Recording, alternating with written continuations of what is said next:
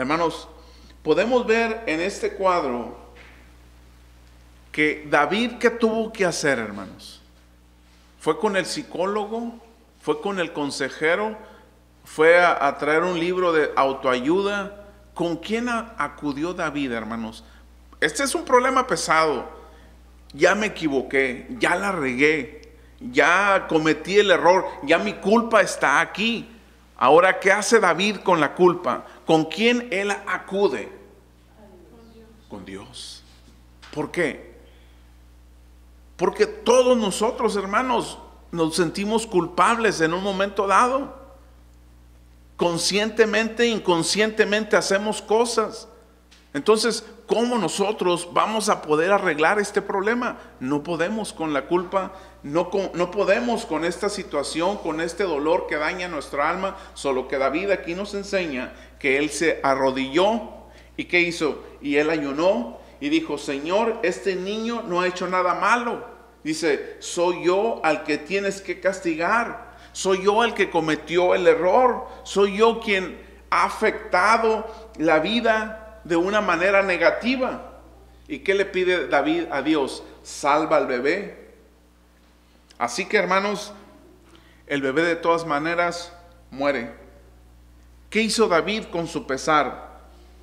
Bueno, hermanos, David hizo 3 cosas. Son las que ustedes tienen aquí: 1, 2 y 3. ¿Qué fue lo que David hizo con su pesar, hermanos? Bueno, vamos a ver. Leímos 2 de Samuel 12, 22 al 23. Aceptar que él no puede cambiar, que él aceptar lo que él no puede cambiar, aceptar lo que él no puede cambiar. Hay cosas que tú no puedes cambiar. El niño se murió, David lo iba a cambiar, no puedes, ¿verdad? Hay otras cosas en tu vida que están sucediendo que tú no puedes cambiar. Cuando el niño estaba enfermo, ¿qué hacía David? Oraba y ayunaba. ¿Me entiende? Pero una vez que el niño murió, ¿qué hizo David? Así que, hermanos, David dejó de ayunar porque la vida iba a continuar. Él no pudo cambiar que el hecho de que el niño muriera.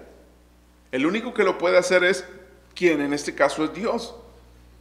Muchas veces, hermanos, nosotros hemos sido heridos por padres, por compañeros, por personas relacionadas con nosotros, pero por más aflicción que tengamos, no vamos a cambiar el pasado. ¿Qué es lo que le aflige? Algo que te aflige en el pasado. ¿Qué es lo que te aflige? Algo pequeño del pasado que te aflija hoy en día.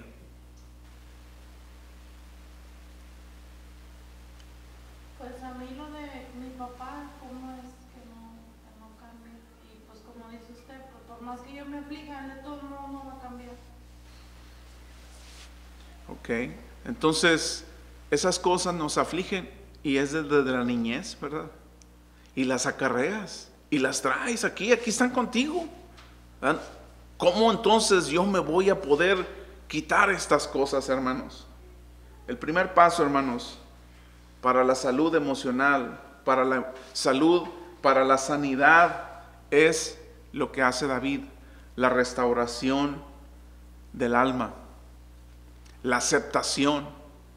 Estamos dentro del paso, ¿verdad? Todavía.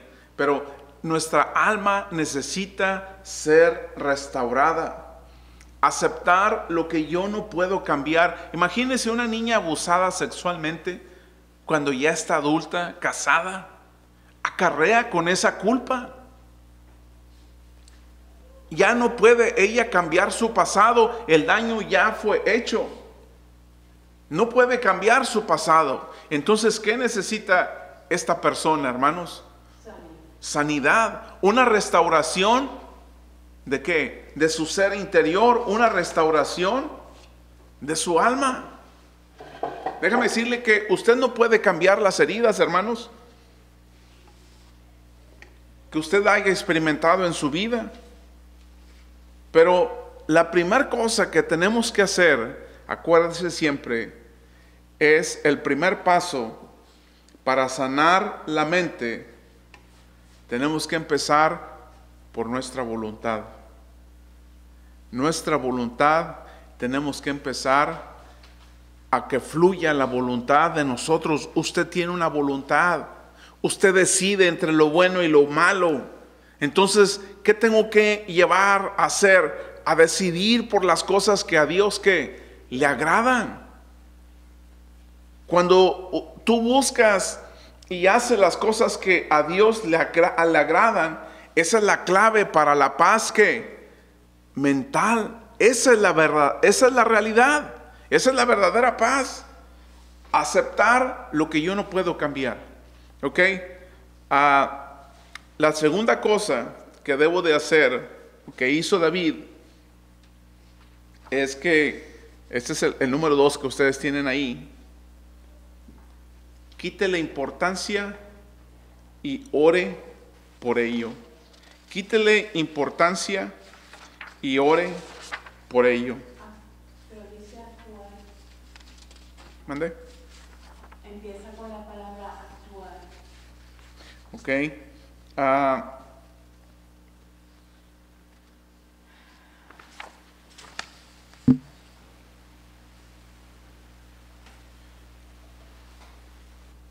Cuando dice, o sea, en vez, puede dejarle actuar, o sea, empiece a actuar quitándole importancia y ore por ello.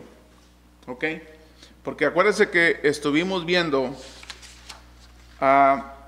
lo que yo tengo que hacer para cambiar, ¿qué? Mi pasado, ¿verdad? Lo que yo tengo que hacer para hacer esas 3 cosas que David hizo. La primera cosa que David hizo fue, ¿qué aceptó David? Lo que no puede cambiar. O sea, lo que no puede cambiar, David lo tuvo que aceptar. Y la segunda cosa es quitarle importancia, no darle importancia, actuar y orar por ese problema. ¿Qué dice la Escritura en el pasaje de Salmo 37, hermanos? ¿Quién quiere abrir su Biblia? Salmos 37, versículo 2.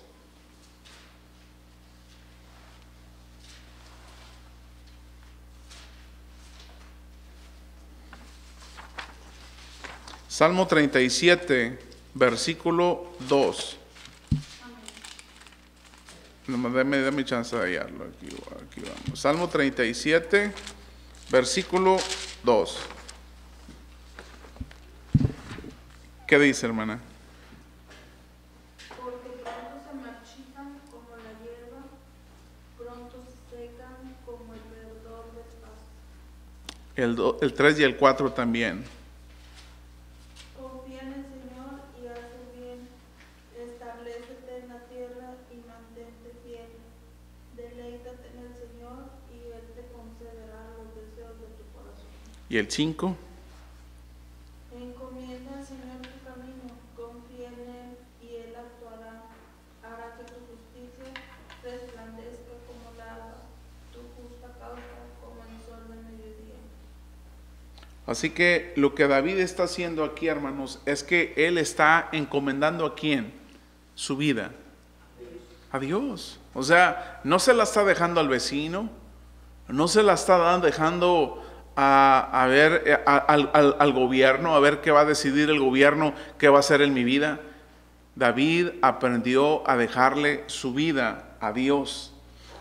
Su culpa, su problema, David aprendió a dejarle estas cosas ¿a quién? A Dios. Y otra cosa que David estaba aprendiendo y aprendió era a orar a Dios.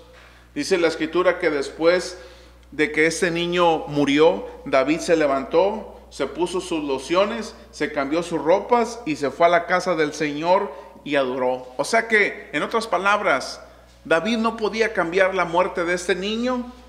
¿Qué hizo David? Fue a la iglesia. ¿Y a qué fue a la iglesia? Adorar a Dios. Esto le dio una nueva ¿qué? Perspectiva a David y le dio ¿qué? Fuerzas. ¿Para qué, hermanos? ¿Para qué Dios nos da las fuerzas? Para continuar. La tercera cosa que hizo David en su manera de pensar, hermanos, la tercera cosa que hizo David cuando estuvimos leyendo este pasaje de cuando David embarazó a Betsabé, la tercera cosa, cómo David trató con este problema, hermanos. Así que aquí, cómo David trató con el pesar, cómo David trató con el dolor. La tercera cosa que David hizo, que ustedes lo tienen aquí, enfóquese en lo que tiene. Enfócate en lo que tiene, no en lo que ha perdido. Enfócate en lo que tienes, no en lo que ha perdido. Segunda de Samuel 12:24. ¿Quién quiere leer Segunda de Samuel 12:24, hermanos? Dice, consoló David a Betsabé su mujer, y llegándose a ella durmió con ella, y ella le dio a luz un hijo y llamó su nombre Salomón. Amén. Así que podemos encontrar aquí, hermanos, que hay personas que pueden estar pasando por el problema de David. Y eso no quiere decir que Dios está terminando con su vida. Dios no ha terminado con usted.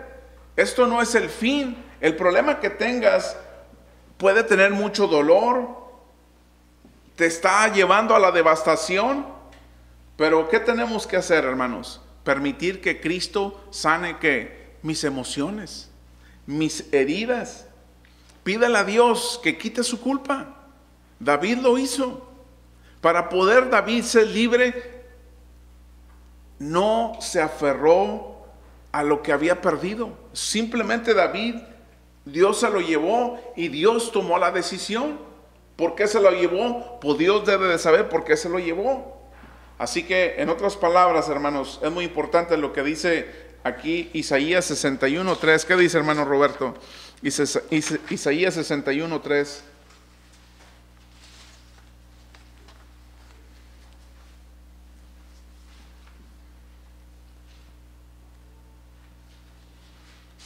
Isaías 61:3.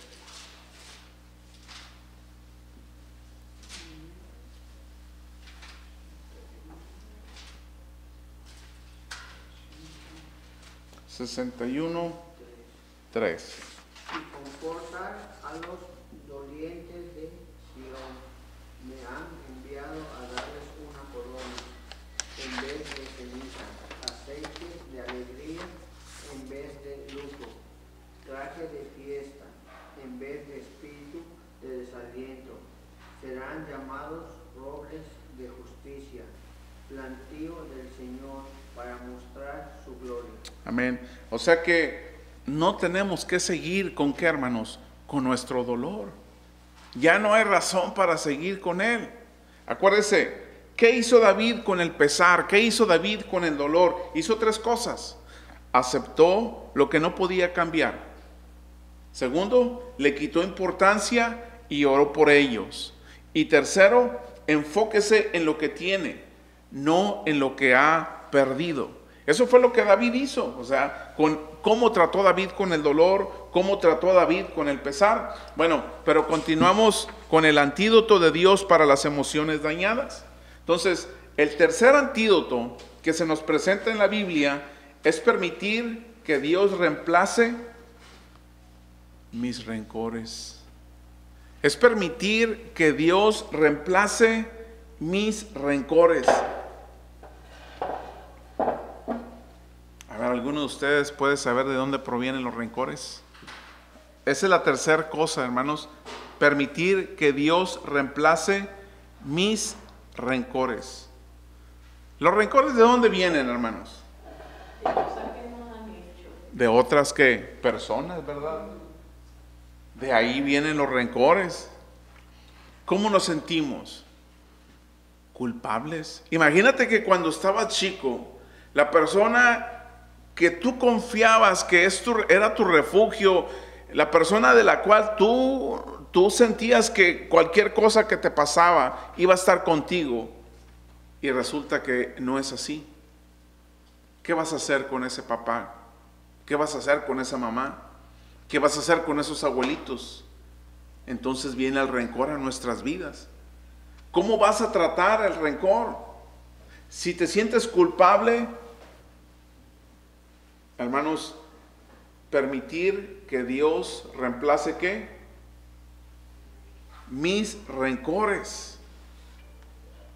Acuérdense, la gente te va a lastimar, la gente te va a herir, intencionalmente o otras veces involuntariamente, de cualquier modo. Pero ¿qué va a suceder en nuestras vidas, hermanos? Nos va a doler. Nos va a doler lo que la gente nos haga. ¿Por qué, hermanos? Y cuando usted dice que Dios reemplace mis rencores, ¿con qué? Habla la Biblia ahí en Job 5:2. ¿Qué dice?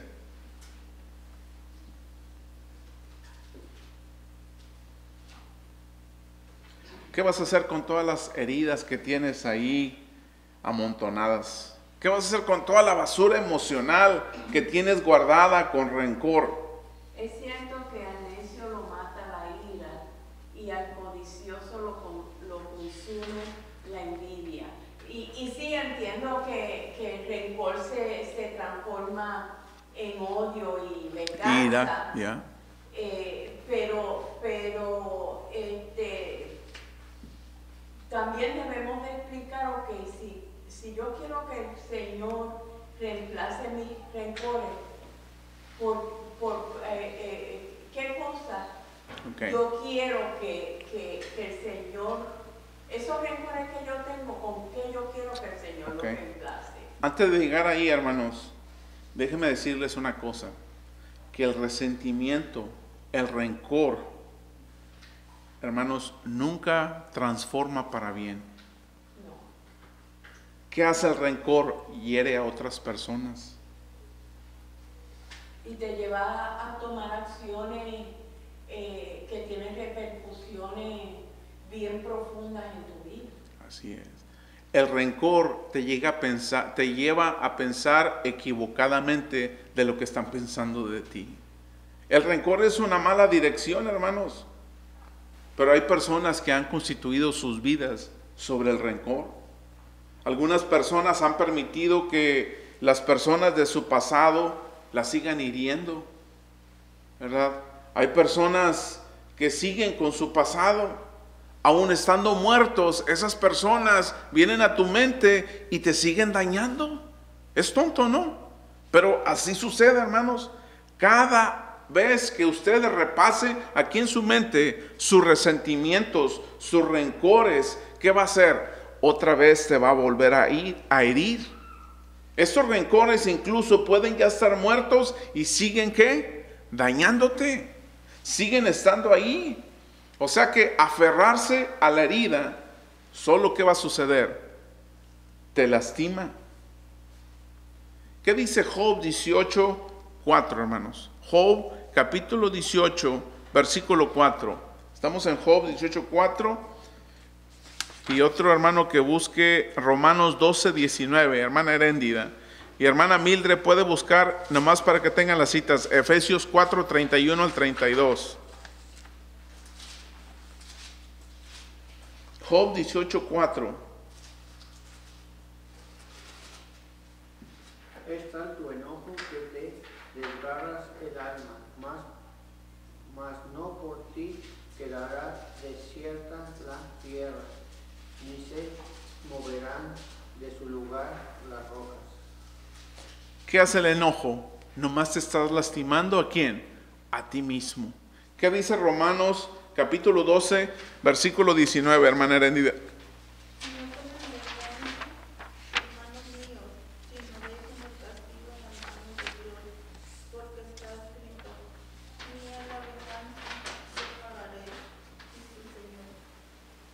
O sea que un día Dios va a llamar a cuentas a todas esas personas que te hicieron daño. Imagínense todo el daño que hizo Hitler, hermanos. ¿Hace cuántos años fue el genocidio judío, hermanos? Y todavía persiste en la mente de muchos judíos. No estuvieron muchos, los judíos de ahorita no estuvieron ahí, pero ¿quién estuvo? Sus antepasados. ¿Y qué sucedió? Se lo pasaron de una generación a otra. Imagínense todo el daño que este individuo hizo a una nación, hizo al mundo, hermanos. aquí está. No es tan fácil, hermanos. Así que ni las mejores universidades del mundo han podido cambiar eso. ¿Por qué, hermanos? Porque, hermanos, los crímenes, la injusticia, el prejuicio, lo que hablaba la hermana Mildred, el racismo, las violaciones, los asesinatos, los abusos, un día Dios va a hacer cuentas de todas esas cosas. Entonces, y hermano, este versículo de Romanos 12:19 es un versículo tan crítico, tan importante, porque ese es el freno que Dios nos pone. amén. Porque a veces, porque yo les digo, hermano, a veces a mí me han dado una ira. Y en 2 ocasiones yo me he enfrentado a una ira que si el Señor no me amonesta y me detiene, yo no estuviera aquí, yo estuviera en la cárcel. Pero porque el Señor me enfrentó con su palabra, ese fue mi freno. Amén. Antes de llegar ahí, hermanos, ¿saben lo que dijo Martin Luther King, hermanos? De la amargura. Dijo Martin Luther King, la amargura te ciega. Oh, sí. La amargura no te va a dejar ver. Y sabe, eso fue lo que confrontó Jesús con los religiosos de su tiempo. Eran personas amargadas, establecidas en su religión, pero no en Dios. Entonces, hermanos, aquí hay un punto muy importante.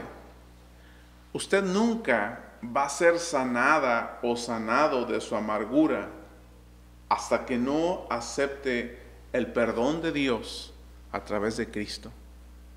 Hermana, si usted no hubiera aceptado que Dios la ha perdonado, como usted dijo, no estuviera usted aquí.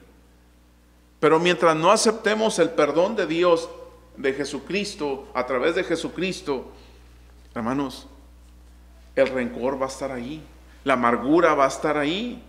Después de que yo sane mi culpa, cuando yo acepte que Dios me ama y que Dios me ha perdonado, hermanos, eso es lo que nosotros necesitamos. No necesitamos minimizar el problema o el rencor. No necesitamos racionalizar el rencor. No necesitamos, hermanos, pensar que la culpa todo está bien. En otras palabras, hermanos, Jesús es el único especialista en tratar nuestra alma. Jesús es el único especialista. Hermanos, vino a los judíos. Y los judíos tenían toda la ley, hermanos. Y sin embargo, no podían con el hecho de un caso de una prostituta. Aplicaban la ley. ¿Qué le faltaba a esa ley, hermanos? El amor de Dios. Y Cristo lo pudo hacer. ¿Por qué? Porque Él era Dios. Cristo le dijo a la prostituta: ya vete, te perdono. Si Jesús hizo eso con una mujer, ¿usted cree que Dios no pueda perdonarnos a nosotros? Pero necesitamos, hermanos, nosotros aceptar el amor de Dios. Vamos a leer un pasaje más, hermanos. ¿Cuál fue el pasaje que les di? Efesios 4:31. Adelante, hermana. Dice: quítense de vosotros toda amargura, enojo, ira, gritería y maldicencia y toda malicia. Antes sed benignos unos con otros, misericordiosos, perdonándonos unos a otros, como Dios también os perdonó a vosotros en Cristo. Y esta es la clave, hermano, Efesios 4:32, para reemplazar mi rencor. Amén. Quítense de nosotros toda amargura. ¿A quién tienes que perdonar?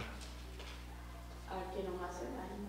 ¿A quién en su vida usted tiene que, es más, hablarle y decirle: ¿sabes qué? Lo que me hiciste, me lo hiciste y me hizo mucho daño, que todavía lo tengo, todavía lo cargo. Puedes decirle, pero también le puedes decir: ¿sabes? te perdono. Y cuando tú haces esas cosas, ¿qué hay en tu vida? ¿Qué hay en tu alma? Eres libre. ¿Me entiende? Así es como funciona Dios. Así es como Dios dirige esto, hermanos. ¿Qué dice el Salmo 42, hermanos? No lo tienen ahí, perdón. Vamos a leer Job 11, del 13 al 16. Ese es el último pasaje que vamos a leer. Job 11, versículo del 13 al 16. Pero si le entregas tu corazón hacia el existente y extiendes las manos, si te apartas del pecado has cometido, y tú morarás, no has caída al mal. Entonces podrás llevar al frente el alto y mantenerte firme y libre de temor. O sea que, ¿quién es el único, hermanos? Job nos está diciendo aquí que si nosotros disponemos nuestro corazón y extendiéramos a Él nuestras manos, hermanos, pero nuestro corazón, no dice las manos primero, dice nuestro corazón, o sea, nuestro ser interior, nuestra alma, que se dirija a Dios, hermanos, somos libres. Que la economía está quebrándose, que parece que van a deportar a nuestra gente, hermanos, todas esas cosas las puedes controlar, no las puedes controlar, pero sí puedes tener una relación con Dios. Dios te ama y Dios te ha perdonado. Y quiero terminar con esta ilustración de esta manera. Las ovejas. Estamos leyendo, estamos predicando y estamos estudiando el Salmo 23. Hermanos, las ovejas es un animal que tiene un riesgo.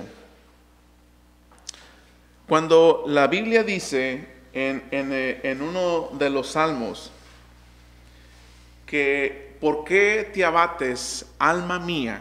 Usa la palabra abatir, ¿verdad? La palabra abatir proviene de la idea de que cuando una oveja se echa y queda sobre su espalda, sus patas, hermanos, no hay buena circulación y se endurecen las piernas y las patas de las ovejas. El problema es que cuando las ovejas están acostadas sobre sus espaldas, el gas en sus intestinos, en su organismo, empieza ¿qué? A acumularse en su estómago. ¿Y qué va a pasar con su estómago? Se va a endurecer. ¿Y qué le hace ese endurecimiento? El animal se sofoca y, hermanos, ya no puede respirar. Y en cuestión de horas, este animal, en esa posición, ¿qué va a suceder? Se muere. ¿Qué necesita esta oveja? Que venga un pastor, le agarre sus piernas, les dé masajes, les dé palabras de aliento, y luego con sus brazos el pastor la levanta y la para. Y cuando el pastor ve que esa oveja ya está bien, entonces, cuando la sangre empieza a fluir en sus piernas, esta oveja se va. Y el pastor también. Esto es lo que Dios quiere hacer en nuestras vidas. Este es el cuadro de lo que Dios quiere hacer en nuestra vida. En otras palabras, hermanos, cuando usted está sobre su espalda, revolcándose alrededor de muchas cosas, alrededor de la culpa, alrededor de las heridas que te hicieron, ¿sabe cómo viene Dios? Como nuestro pastor. Viene con amor y con palabras tranquilizantes. Él nos serena. Jehová es mi pastor y nada me faltará. Así que, hermanos, vamos a terminar con una oración. Ahora le toca a la hermana Heréndida orar. Y también ora por la comida, hermana Heréndida.